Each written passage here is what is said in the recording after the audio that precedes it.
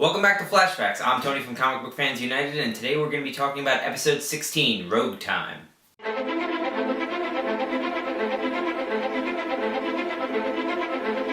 So pretty much all the key elements from the previous episode have been undone in this one, and I'm okay with that. We knew it was going to be a time travel story, we knew he was going to change the timeline drastically. I had assumed that Cisco would live.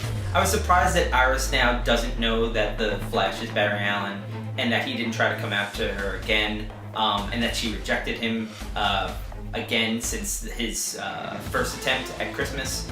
But what I did notice from this episode, and I don't know if they're going to answer it or not, I don't know if it's a plot hole or not, but it doesn't seem like that there were two Barry Allens running around now at the same time. There was just the one. And I thought that was a little weird. So the first real fact in this one is actually a Batman fact, and that is the appearance of one Don Raphael Santini. In the comics, he's a crime family head from Gotham. He had a rivalry with Penguin years and years ago. He's kind of fallen off. I don't think he's appeared in a book since. But again, it just shows that, they're diving into the lore of DC as a whole, as opposed to just Flash, to enrich these CW shows. Now, I know in the last flashbacks I had said that the brother that they're going to probably be talking about is Armando, because he's actually a more important character in the DC universe. Turns out that they went with Dante. It also looks like, though, that they combined Armando and Dante into one character, because it seems like they have a brother rivalry going on, and it's been going on their entire lives, and that's kind of been the crux of Cisco's story in this episode. Not a correction, but again, something I felt like I needed to clarify. So this is the first time we get to see Lisa Snart, better known as the Golden Glider, and more or less I'm actually very happy with it. I was surprised that they didn't keep her blonde, but they did put her in a blonde wig to kind of throw us off. They got rid of the corny ice skater gimmick, it seems, and replaced it with a gun similar to her brother's, but instead of it shooting ice, it shoots some sort of gold element.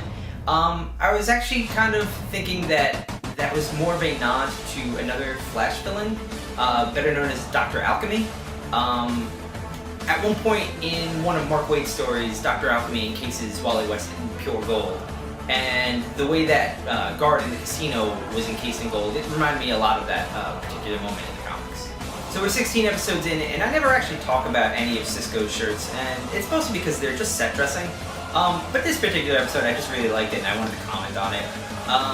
It's a shirt that has a fictional game on the front, but it's done in the style of the old Konami NES cartridges, where instead of it being Life Force or Contra, it's something like Dinosaurs versus Robots versus Aliens. And I just thought it was a cool looking shirt, and I wanted to bring it up. Lastly, I want to touch upon the fact that every episode has done a fairly good job at transitioning names from the comics to the show.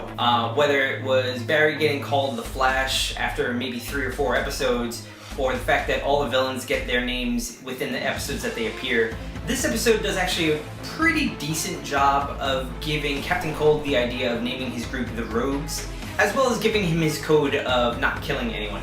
And it's more of a now friendly competition between the Flash and Captain Cold, and I'm curious to see where that relationship proceeds from this point out. Alright guys, that wraps it up for another episode of Flashbacks. As always, if I missed anything, sound off in the comments below. Please share this video on social media so that way we can help the channel grow. And be sure to subscribe so you can keep up to date with our weekly podcast reviews and this show. I'll see you next time.